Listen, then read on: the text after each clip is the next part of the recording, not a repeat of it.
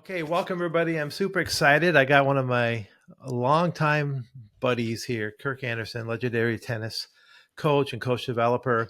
And Kirk, thank you for joining us. I'm excited. I asked you to do this because you have a new book, and Tennis Yes, I do. Beyond Lessons, and that's what we're going to cover because a little bit about me and Kirk.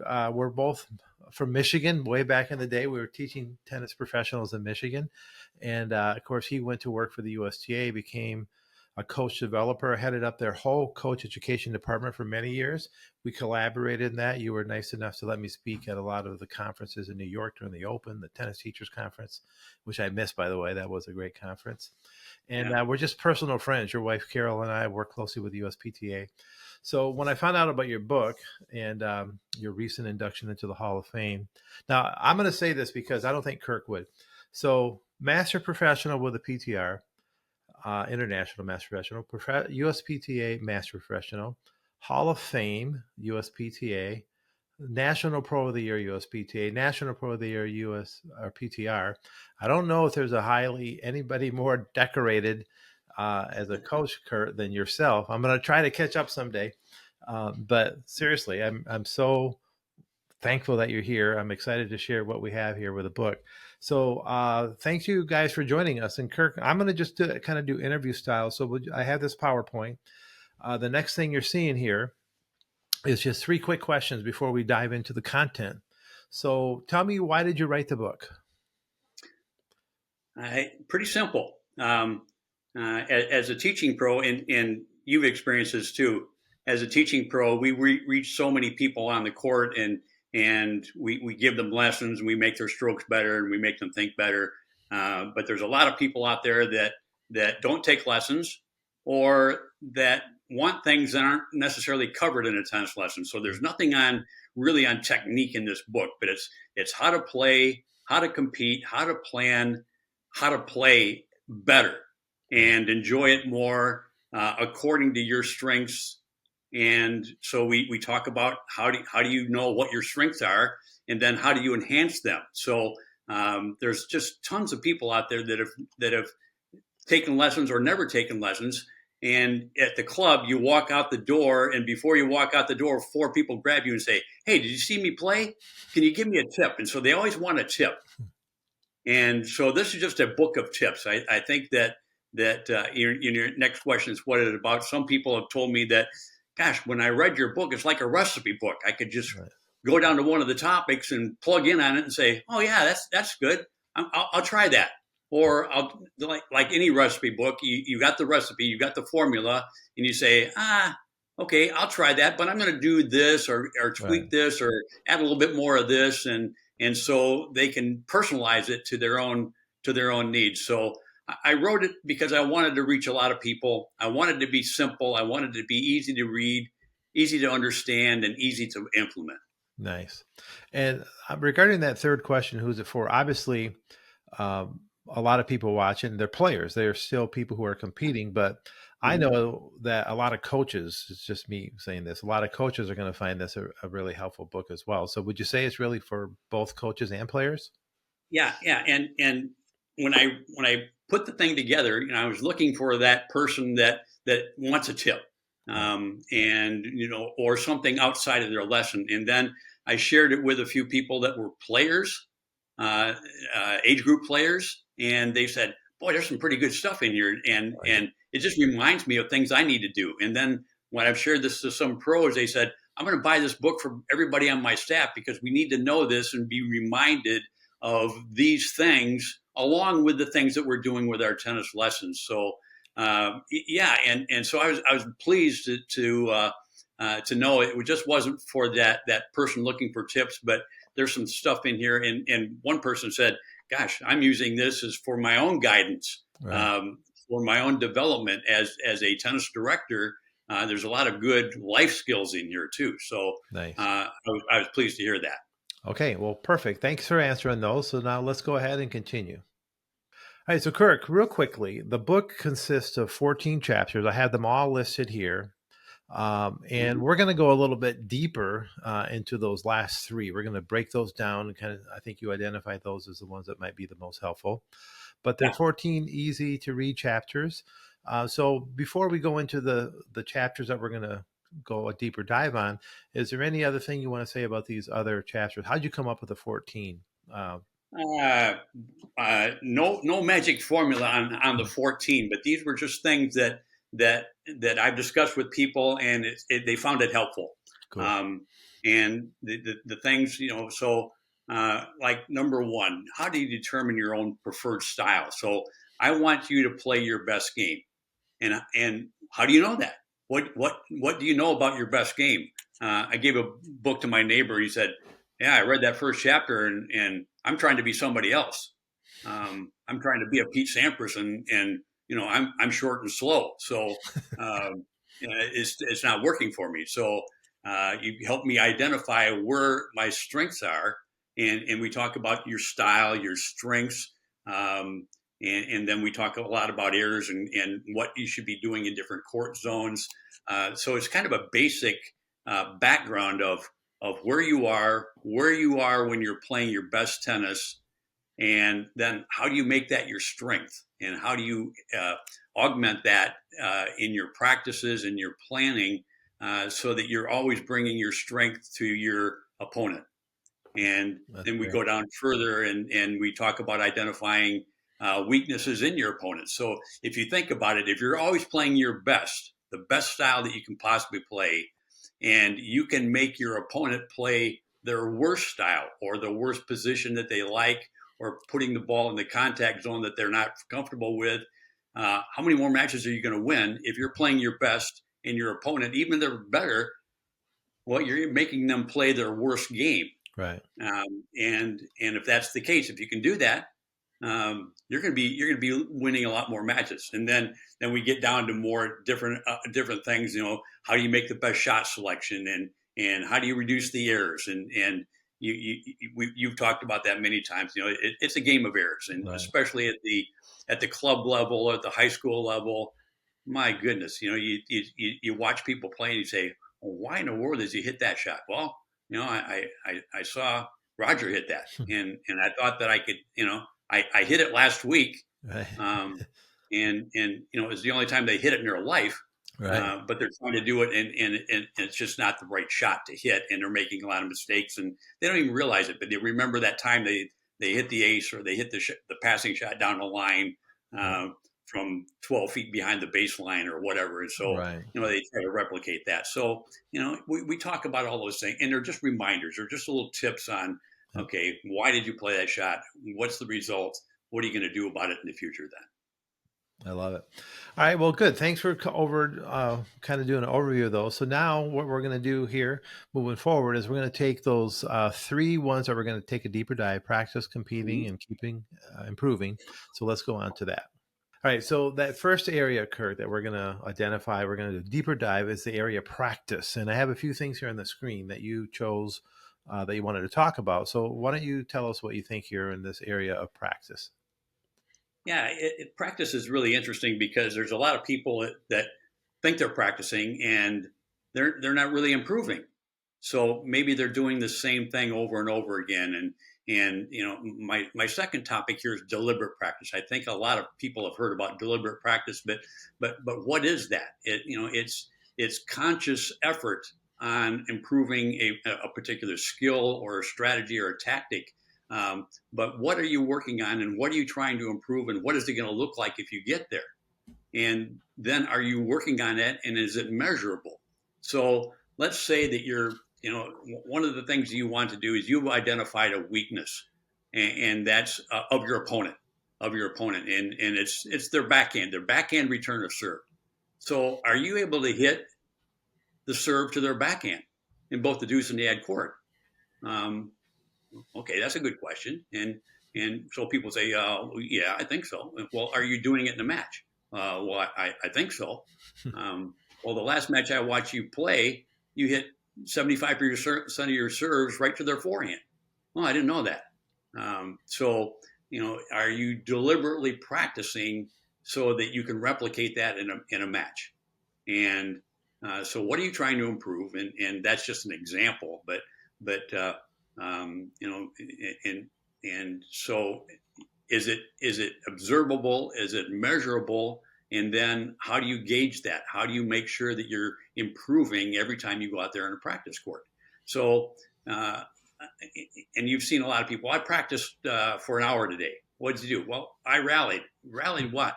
Well, I'm getting my rhythm.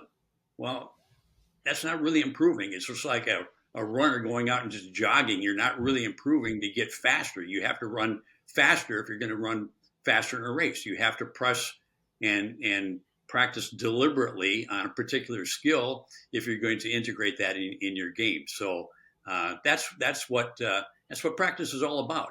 And I had a high school coach that said, he was an elementary school teacher, and he always got to practice after we had already been on the court. And he'd always make the comment, well, I see you guys are grooving your errors, because we were just out there clowning around. So yeah, we were, and we weren't doing anything that was really beneficial for our game. So Right. that's that first two. What are you trying to improve? What specifically? So when you ask that question, so Jorge, if you ask that question, what you're trying to improve something, what it is, what is it specifically are you trying to improve? And then are we working on that, and how are we measuring it and getting it better?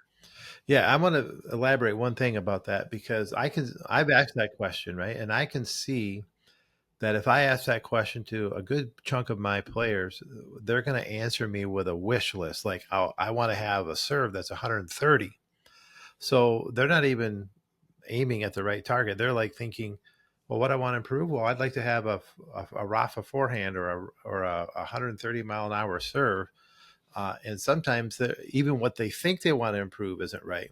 So kind of doing these little audits and tactics audits and stuff like that is super important. Now you have a few other things here: hard work, plateaus, comfort zone. Um, what would you tell people about that? What's important to know about those? Ah, hard work. Um, it's practice is work, and it doesn't mean you can't enjoy it, but it's hard work. I sprinkle in a lot of quotes in this book, and one of my favorite ones is hard work beats talent when talent doesn't work hard. Right. Yeah. So I like that. it is hard work, and maybe you need to break it down into shorter segments so that you can continue to work hard. So you've heard about interval training for swimmers and runners. Maybe we need to do a little bit more of that in tennis, where you really work hard and then you take a break, so that you don't just kind of pace yourself for an hour and really kind of do on a scale of 1 to 10, you're going at a 5 all hour, rather than really that 9 or 10 that you're trying to do. Right. Plateau is really interesting, George. I've got some interesting things that I got on plateaus, and I want to just kind of highlight these. But the research is that when people hit a plateau, most people, that's it. They just kind of stop right there. So maybe they're in a lesson program, or they're in some kind of clinic program, and they're going along and they're making nice improvements, and then all of a sudden things just kind of level off, and they say, "Oh, I hit a plateau," or the coach says, "Oh, you're on a plateau."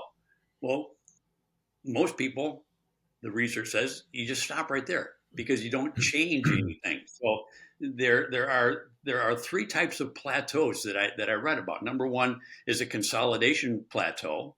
Another is a comfort zone plateau, and a third one is a technique plateau. So the technique, that's easy. So you have a poor technique. You got a forehand grip on all volleys.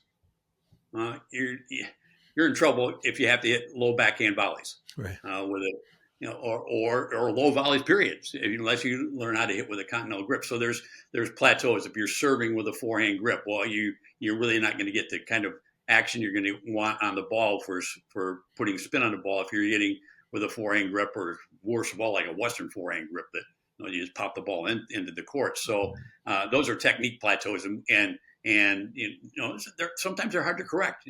Many times, if somebody's had that habit for a long time, those are hard to correct. The comfort zone plateau is the one that we just talked about. Well, I'm practicing, but you're really not doing anything different. So you've reached this plateau, and until you decide to do something different, you're just going to stay right there. And when I say, well, what are you doing differently? Well, I'm practicing harder. Well, you're practicing the same things, but Mhm. you're really not getting any better.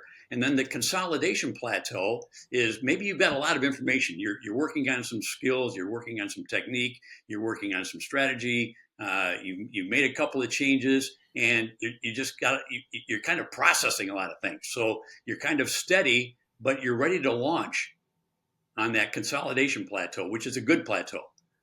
You just need to kind of practice a little bit more, get more repetitions, and you're gonna rebound right off of that. So I like that though, because you have to figure out what plateaus you're on and identify that plateaus are when most people hit that comfort zone and say, "Oh, I'm practicing, I'm doing the Right. right things, I'm doing everything I can."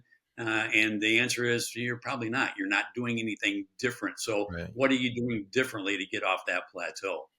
Yeah. Um, I yeah, like the way I love that different types of plateaus. I never looked at it that way, but I right when you're saying them, it makes sense to me for sure. yeah.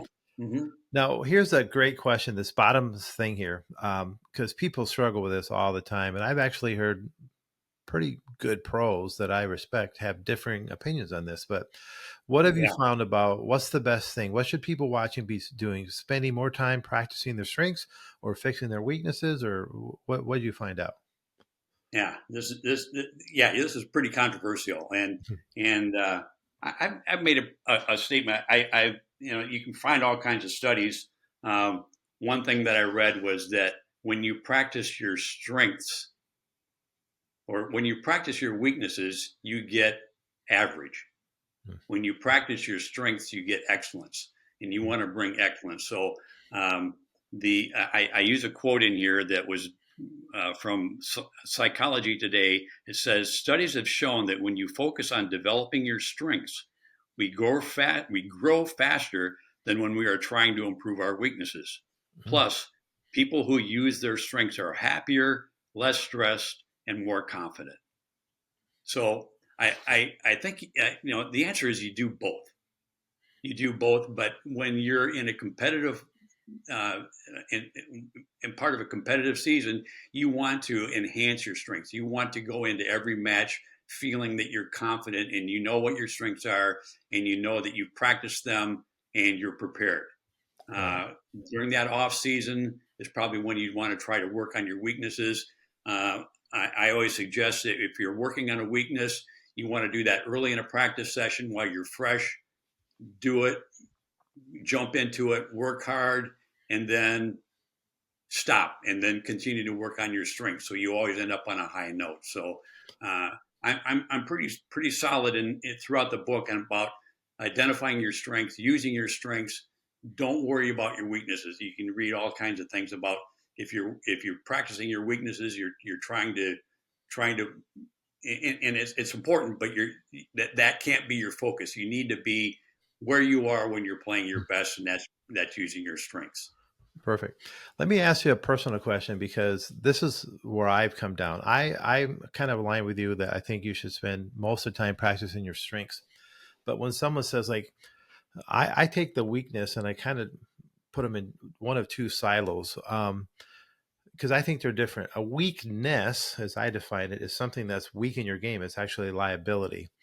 A Mhm. weaker side, like Rafa has let's use Federer. His forehand was great, and his backhand is a slightly weaker, but Mhm. it's not a Mhm. weakness. It's not something Right. that's. So if it's not a liability, I think a lot of people mess that up. They particularly when it comes to forehands and backhands. It's not Mhm. very common that everybody or that many people on the planet say I'm exactly perfect. My forehand is exactly the same skill level as my backhand. And if you know the stats, most people will say, well, my forehand is better, you know, a little bit. Mhm. And that's kind of common.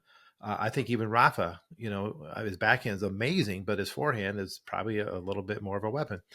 So I think for me, it was helpful to kind of say, if it's at a weaker side, I think that's normal. If it's a weakness, like this is a Mhm. liability, maybe that's when I'm more concerned and trying to get the thing. But I like what you said, and I didn't know about those other studies that said working on your strengths is going to make you happier. I think that uh, Yeah. And yeah, if I can just, I think I say this in the book someplace that that um, you're always going to have a stronger and a weaker side.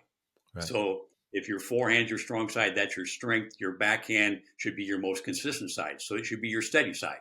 So if you practice, maybe you should be working on just keeping it steady. So if somebody's attacking your backhand, you're not trying to attack back, but you're just trying to be really, really steady.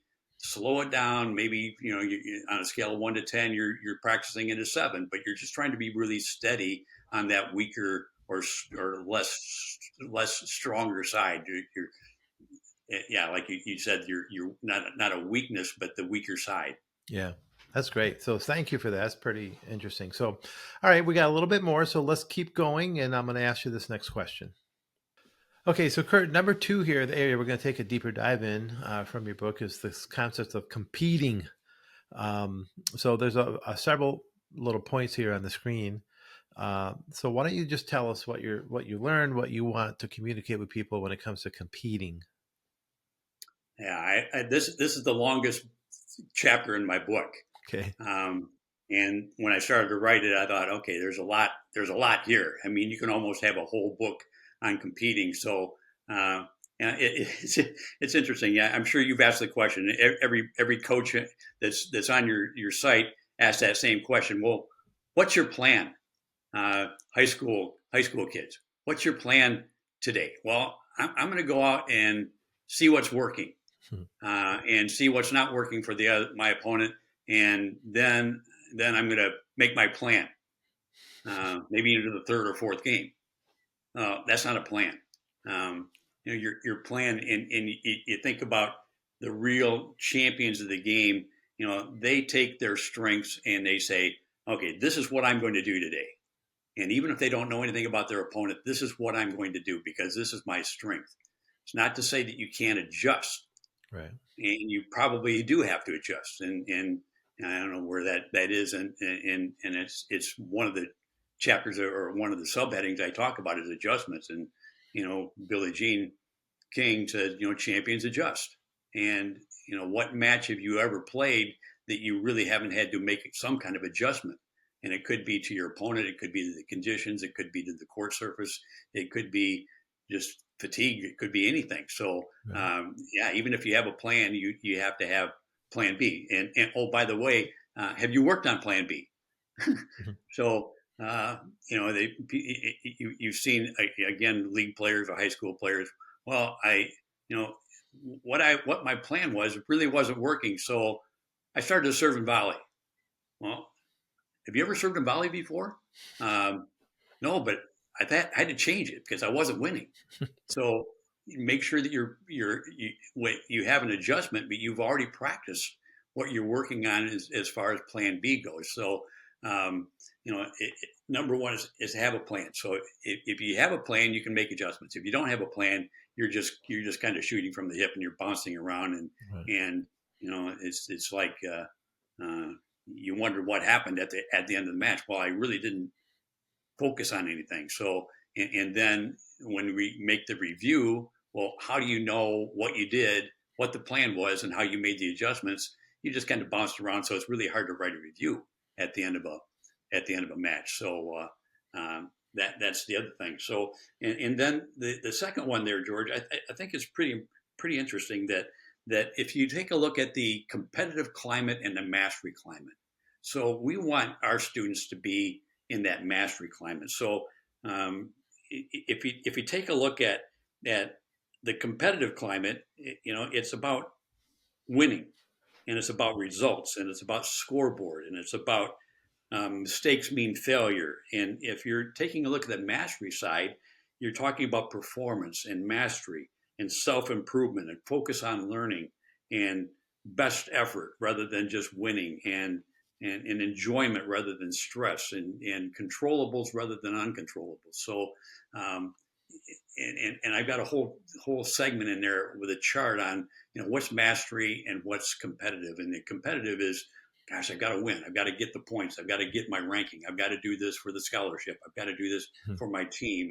And so you put all that stress on to win rather than just get better and compete and learn from your errors and don't be afraid to make mistakes because you're going to learn from them and that sort of thing. So, Right. Uh, that's a good one. As I had fun writing that. So and then Mhm. staying positive.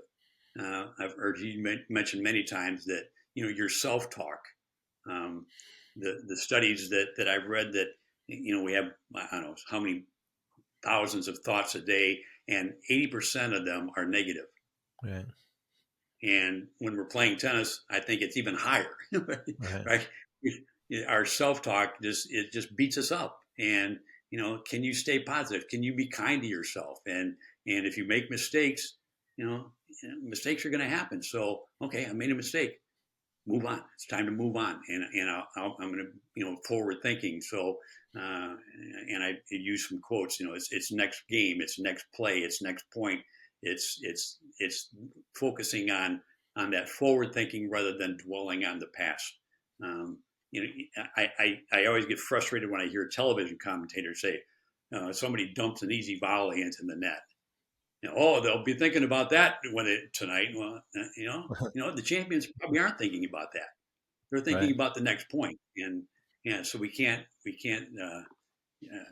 continue to dwell on what we did wrong. We accept it One and move on. Yeah, So one thing I want to just elaborate on that one, because I mean I so hate it when my students beat themselves up and steal their enjoyment. And there's a show called Ted Lasso. I don't know if you've ever seen that show, but for people, I only watched it recently, and I really did love it. People kept telling me, Jorge, you got to watch this show. It's about being a coach, and it's not really about technique. It's about So I ended up watching it, and I loved it. And if you don't know the story, he's like an American football coach that goes to Europe and is now coaching soccer, and he doesn't know anything about soccer, but he was a master at getting people. And one of his lines, I'll never forget it. I'm using it regularly. Is about this goldfish. He tells one of his players who's really can't let go of errors. He says, "You know what animal has the I don't know how they know this, but the least memory? Like it can only think of something for like 10 seconds. It's a goldfish." He says, "So hmm. be a goldfish out there. So you shouldn't, a goldfish. Something bad happens 10 seconds later. I can't remember it." They say that about quarterbacks. The quarterbacks that are the best are the ones Yeah, that have short memory. They throw an interception. They're not like, "Oh my god, I just threw an." So it was corny, but the goldfish reference from Ted Lasso is actually spot on, and I've been using it with my players, and they many of them heard it because they watched that show, but it's so not natural. I think it's really easy to like linger. It's like the news, you turn on. Why do people? Well, the reason the news is so negative because that's what keeps people watching. right. But we can rent out space in our minds to what we want, right? We don't. It's not like someone's beats us up. So anyway, I'm glad you said that. That was kind of reminded me of that. Yeah, that's a good one, George. I like that. Yeah, Goldfish, 10 yeah, seconds of memory. So, that's right. we can talk about that, how soon, and people say, well, sometimes I got to process things and figure out I made a mistake. What did I do wrong? What am I going to do right in the future? How am I going to, well, you know what you've got 20 seconds and you've got to put the ball in play. And you don't have time to really do a lot of processing. You just got to Right, ignore it, forget about it, acknowledge it, and then move on. right. Um, my next one there is grit. I really like to talk about this. I was invited by a high school team to talk about competing, and I asked the question. I said, "How many here?" And this is like 30 high school girls in Salem, Oregon, Hmm. and I said, "How many here have beaten somebody that was a better player than you?" And no hands went up. Hmm. And I thought, well, what do you do when you're playing somebody that maybe has better skills? Well, I lose. Well, yeah. And so we talked about grit, and we said, and if you haven't read the book by Angela Ducksworth, it's really good. But she says grit is the key predictor of success. Grit is the ability to keep moving forward despite your challenges. So that's a good definition of grit. And we talked about that. And I said, I want this team to be recognized as the grittiest high school team in the state. And we're going to scratch and we're going to fight and we're never going to give up. And if we're playing somebody better, we're going to scratch, fight, and never get up even more. I love it. And we're going to really irritate our opponents because we just aren't going to give them that opportunity to slam the door in our face. And so, and the coach got back to me and she said, our girls really identified with that. And they started to beat people that I they love didn't it. think they could beat before. And then it kind of get caught up in that. And the whole team's going, yeah, I felt it too. And I ran down a ball that I didn't think I could reach, and I got the ball back in the court, and my opponent missed the next shot. Well, that happens all the time, but Right. it doesn't happen unless you run the ball down. So Right. it's just being gritty out there, and we've all seen that. We've all seen players that are just really gritty, and these champions. You take a look at Djokovic and Federer, and there's a reason that they're such good competitors because they're really gritty. They not only have good technique and good skills, but they are really gritty. They just refuse to give up, and they fight like dogs. And Right. so, yeah. I love it. So, how about a few of these other things? I mean, there's a lot here. We're not going to cover them all, but is there any one Mhm. of these effort dealing with adversity, focus on your control? I'll point you to one that I would like to hear your thing on. Focus on what you can control. I have had many, and frankly, myself as a competitor, Mhm. um, I got out of whack. I was misaligned. There was many times where my tennis was not making me a better person. It was making me, instead of making me more disciplined and goal oriented and organized, it was making me more bitter and angry. And it was all about stuff I can't control. Right. Like the wins and losses. So, what'd you learn about that? Just the importance of. That's interesting. I mean, what can you control? You can control your attitude. You can control your effort. You can control your self-talk. The things you can't control the conditions. You can't control your opponent. You can't control the attitude of your opponent. I mean, Yeah. so and those are things that you should be rehearsing. So we talk about the mental game and being mentally tough and being gritty. Um, uh, you know, and like Billie Jean says that I've already said, champions adjust. Well, how are we going to adjust to the conditions? Um, and so if you can focus on what you can control, and I've done this in practices all the time. So sometimes the effort is just not there. So I ask them on a scale of 1 to 10, or give me the thumbs up or thumbs down or thumbs equal or thumbs down. How's your effort right now? And they go, well, it's kind of right here, and maybe it's about here. And I'm going, well, if it's there, why is it? Why isn't it right here? You can control that. Oh, Right. no, okay, yeah. And how's your attitude? And how's your support of your teamwork, or your teammates if you're playing a team sport? Um, I've seen that. So we're coming into basketball, the March Madness, and you can always tell the teams that are really supportive of their teammates, and somebody that I saw somebody make a bad pass, and somebody got right in their face. Geez, you got to, they know they made a bad pass, Right. and they don't need to be reminded of that. So supporting your teammates are things that you can control. So, yeah, and there's a pretty good section in there on just the points that you can control, um, as far as, I'm trying to find it where I have it in my book, George. So Well, no worries. I've got a list here of oh, where is it? Well, I can tell you as you look for that, I've done exercises with groups of players where on a board or on a piece of paper, we start writing down all the things that they can control. And Mhm. then on the other side of the ledger, all the things they can't control. And then usually I come in and ask like 15 or 20 additional questions. And almost all of them are on the side of stuff you can't control. The one I can tell Right. you what's happening here in Michigan. You know this because you were from it. Uh, it's the high school girls tennis season begins next Monday. Okay. Kirk and I are Hmm. recording this on a Friday. So in a few days, they're going to be starting out. It's Michigan. So they're going to have stinky weather all of March and they're going to start playing matches in April and they'll play through May. And there'll be tons of matches. And the number one complaint that I hear from really, I'm saying it's the girls' high school season, but the same from boys and adult league players is that the opponent I was playing was snotty. They were snobby and misbehaved, and they kept hitting the ball over where I wasn't. They were mean and not nice. So obviously, I can't control if the opponent has great Right. sportsmanship or stinky sportsmanship, or is just using gamesmanship outright. Um, and they get that, but they can't let it go. And they're like, well, this shouldn't be the case. And I go, yeah, you're right. It shouldn't be the case that that person is Right. being snotty and making tight calls or questioning you with a mean spirit or hitting the ball to your side, but always away from you. These are all things that people, some people do it on accident, but plenty of people do it on purpose.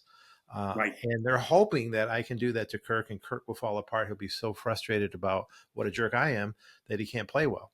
So I think that's not only knowing. So I guess the reason I'm bringing that up is because you mentioned you got to rehearse it, right? You can't just intellectually know, hey, Bill, you're going to play this kid named Frank, and he's kind of known for being a jerk.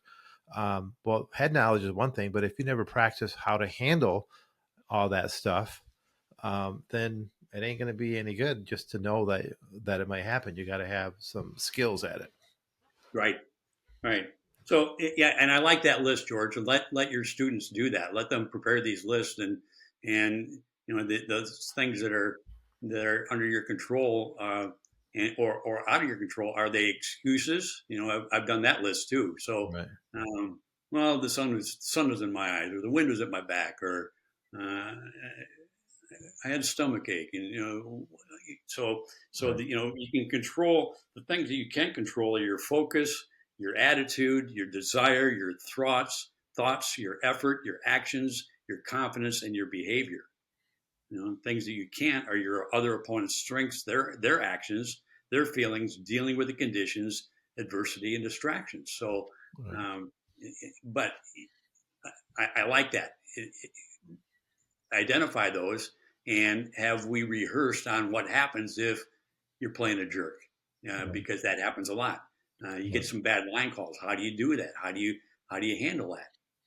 So yeah, So you that's have one a, up here, Kurt, that says using fatigue as a weapon. Tell me about that because I know a lot of players that struggle with that.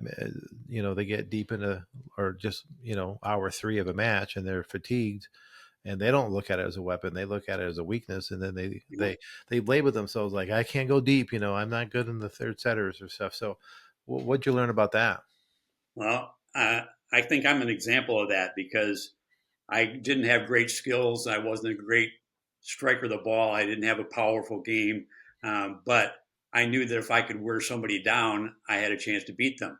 So in all my high school career, I never lost a three setter Mm. because I would and I sometimes I would just get blistered in a first set, and I'm going, okay, that's fine. I just need to keep this guy out there longer because I know that once he gets tired or she gets tired, I'm going to have the upper hand. I'm going to start to get the momentum, and once I get the momentum, look out because Yeah. I'm just going to keep on coming at them, and they are going to be sucking air, and so I, Vince Lombardi. I've got a Vince Lombardi quote. He said, "Fatigue makes cowards of us all." Hmm. So once we get tired, it's really hard to fight. Right. I said that one of my weapons, and it wasn't. People think of weapons and okay, George, identify your weapons. Well, I've got a big serve, or I got a huge forehand, or I throw the ball up in the air and I can hit an overhead away from anybody. Well, those are power strengths, Right. and you can have strengths of being in better condition than your opponent, being Yeah. really mentally tough. That could be a tremendous strength. Just being consistent could be a strength. So, Right. and using fatigue as a weapon, I used to wear people down. In baseball, they talk about it all the time. So you get a power pitcher, and he strikes out almost everybody through the first three innings, and so the second Right. time around, he doesn't have quite as much sting on that fastball as before, and you just have to wear that power player down. And once you wear that power player down, uh, you've got them. I mean, Right. they don't have a reserve. So yeah, just using that fatigue as a weapon and Yeah. getting I them. the image in my head is Rafa just willing to suffer. Yeah, And he says, "Yep, I'm out here. This is killing me. I'm suffering, but I'm uh, I'm banking that in an hour and a half from now, this opponent of mine is going to be a different player physically. yeah, I'm going to yeah, suffer, but I think I can endure the suffering more than that guy. So I'm fine right, just to grind and die out here." yeah, yeah. That's crazy. I, Okay, I yeah, got something, a simple strategy. You'll like this one, yeah. um, because I've tried to keep everything really simple, very readable in this book. And one of my favorite quotes is by Winston Churchill, Mm. of all people. He says, "However beautiful the strategy, you should occasionally look at the results." I So love yeah, so a lot of people have this very intricate strategy. Well, is it working? Are you winning matches because of this? So it. yeah, Right. No, I love that quote. Winston yeah, Churchill. Cool. yeah. Okay, so anything here on tips? You want to say anything about that, or should we go on to the next step? Right. Well, yeah, there's a lot of tips in here. So, um, so I've got like 15 bullets on tips on final thoughts on competing. So, yeah, and they're really simple. Play one point at a time, rather than hitting hard. Hit to your opponent's weakness. Neutralize a good first serve. Um, Take advantage of the adverse conditions. Get Right. used to playing in adverse conditions and taking advantage of those. Stay confident with your self talk. So yeah, there's like 15 of them here, so they're just quick hits, and but people read those and say, oh yeah, they make sense. Yeah, Yeah. I love it. Cool. Well, I know this is great. So, all right, let's go on to the next section here, Kurt. So, thank you for that. Okay, Kurt, number three here that we're diving into the area is the keep improving area. You have a Mm-hmm. few things here on the screen. Let's talk about these. I have some comments already because I already know what you're thinking about some of these, and I can share some of my own downfalls where I wasn't good at some of these. But let's start with the affirmations. Yeah, affirmations. So I kept on reading about affirmations, and I went to conferences, and some of the really good coaches would talk about affirmations, and I thought, yeah, I've heard about affirmations, and it's just like positive talk, and it's maybe a little fluff. And then I started to read a little bit more and found out that Navy SEALs use a lot of affirmations. Mm. Um, some of the really top teams use a lot of affirmations. A lot of coaches use affirmations, and they're always positive, and they bring a focus, and they steer you in the right direction, and they make you believe what you're saying. So if you use them over and over and over again, you start to believe that. So like an affirmation that I already talked about is, our team is the greatest high school team in the state. We run down everything. We never give up on any point. So that's an affirmation, and so it's taking a look at things and saying these things to yourself, writing them down in your journal, writing them down, and reminding yourself between or on changeovers that these are the things that you stand for. Um, I love to practice and improve. I have a plan for every match. My self talk is positive and encouraging. I'm better prepared than my opponent, and so these are affirmations. And uh, are they corny? Are they silly? Yeah, but they might be. But Mm. in my reading, I'm reading that really high performers do use affirmations. So Right. yeah, so why not give it a try? That's cool. I didn't know about the Navy SEALs. I'm going to Google some of that stuff and see if I can Yeah, swipe some of theirs. How yeah, about journaling? Our buddy Jim Lair is all about journaling. So what do you yeah. know about that? Well, I've always encouraged people to journal, and who doesn't? Not very many people do. And and I heard a story not a couple months ago that one of the players on a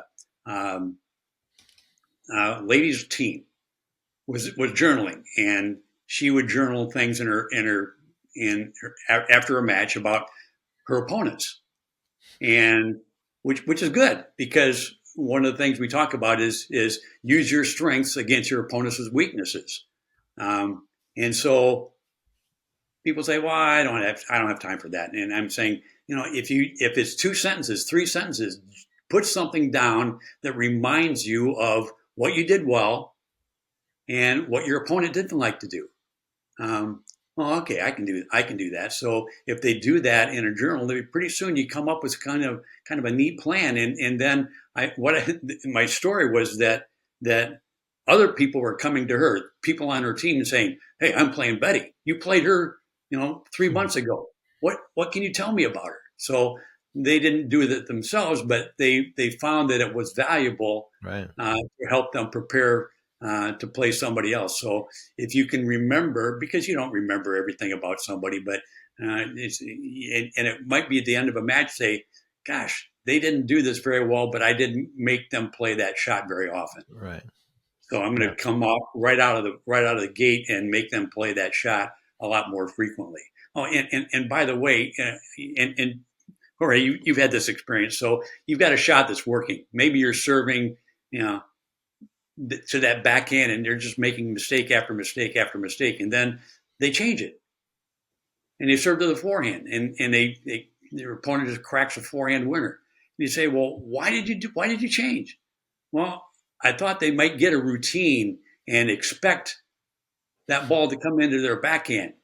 And Mhm. when well, if it's working, don't change it, Right. because you just give them confidence and say, "Well, I didn't want to be too predictable." Well, it's not being able to predict. I've got a quote in here um, by Heisman, who's the Heisman Trophy. He says, "If you find a weakness, hammer it, Right. and just keep on hammering it." So, but that's what you find out in a journal. Right. And there's a lot of other things you can do in a journal, but and I've got some things, and okay, here's 4 points that you want to write in your journal every time, after every practice or every match, just to keep track of where you are and where you're going and what direction you want to go in the future. So and again, you're not trying to beat yourself up. What worked, what didn't work, and what do you want to improve on? So those That's are great. pretty simple things. Cool. Well, item three here, you're talking, you have a list here, mistakes and failures. What's up with that? Mhm. Um, Failure is a chance to learn. And if we look at that, and I've heard you talk about this, is that if you use failure, and I think I used the example of the Indianapolis 500 back when it started, there were a lot of car manufacturers who would get in the race, and they would drive their cars as hard as they could until they either won or it broke down. And if it broke down, they said, "Okay, I need to increase the strength of my rear axle because we have so much torque on there. I need a stronger rear axle." So they didn't look at failure as a mistake, but as an opportunity to get better. Right. What do I need to change that to make that better? So if we look at competition in that way, as okay, if you make mistakes, that's fine, but don't make the same mistake over and over. What are you going to do about it? And don't look at it as a failure. It's only a failure if you don't change. Right. I love that. I mean, we play a game of errors, like you mentioned earlier. Mhm. And what was helpful for me, and I unfortunately I learned this too late in my competitive career, but I've been able to use it as a coach. If we could just replace the word failure with feedback, Yeah. um, that's because that's what it is. I go out, I lose to Kirk, and I lost the match. So on the scoreboard, I failed to win the match. But Right. I could dwell on that piece and not learn anything from it. But really, it's like taking quizzes in a class. You take the quiz, you go, okay, I guess I don't know that subject as good as I thought, and you're just getting Right. feedback. Right. So Right. now you get that feedback like, wow, I lost to Kirk because every second serve was nervous and short and he killed it. So now I got that feedback and now I know what to do in the practice court. But it's tough. I won't say that's the normal way of people thinking about it because we're so in society now we want to win so bad that that's really the only scoreboard. But if you can just and I didn't invent that. I think I heard that from Jim Lair. There is no failure. There's only feedback. And if I Right. can get people to actually believe that, not only do they get better, but tennis is a lot more fun. their bad days aren't so devastating. So I think that's great. Now this next one here, I know, you used to be a runner, so getting in better physical condition and maybe using Uh-huh. that as a weapon. So let's talk about that. Yeah, and this was just a short one, but it all makes sense. I've had many, and many is not every league player, but I had ladies leagues or men's leagues, and people would say, "Well, I'm doing everything I can." Well, and I'd say, How do you feel in at the middle of a match or at the end of a match?" Well, I could probably be in better condition. Okay, so let's work a little bit more on conditioning then, and you know and it kind of all ties in with other things. What are you doing? What are you drinking? What are you eating before a match or the day before a match? Oh, no, I never really thought about that. And those are things that they can easily change and get in better condition, be in better condition to perform. So and I've had people I've had people quit smoking. Well, Right. there's a no-brainer. But they wanted to get better, and it gave them a reason to quit smoking because then they would be in better condition. So it's just it's a simple tip, but we talk about hydration. We talk a little bit about preparing physically by the things you eat, when you eat, uh, and not only just before a match, but the day before a match. How much sleep are you getting? Um, Yeah. and what is your routine before a match? Are you rushed getting to the club or getting to the court because you had to pick up your kids or you had to go to the grocery store, you had a doctor's appointment, and how are you going to perform if you're being rushed before you go into a match? So it's just not only getting in better physical condition, but all those different conditions that we talk about that that you can improve. And many times it's just a matter of mentioning them. People say, "Gosh, I never really thought about that," but that's an Right. easy one.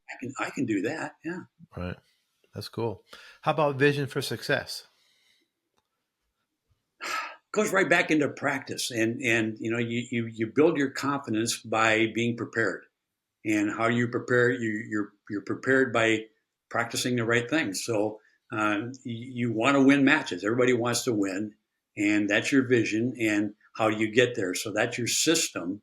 And we talk about performance goals and outcome goals. The outcome is winning, but the performance goals are what are you doing every day to get better Yeah. and to build on that. So obviously you need to have that vision.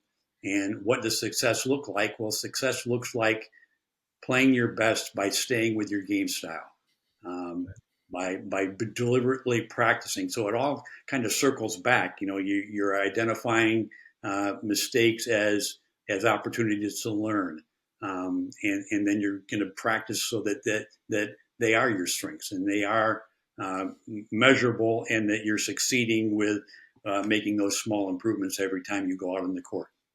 I love it. So rituals is next on this list. I'm wondering if you're talking about between point rituals or rituals off the court. So tell us a bit about rituals.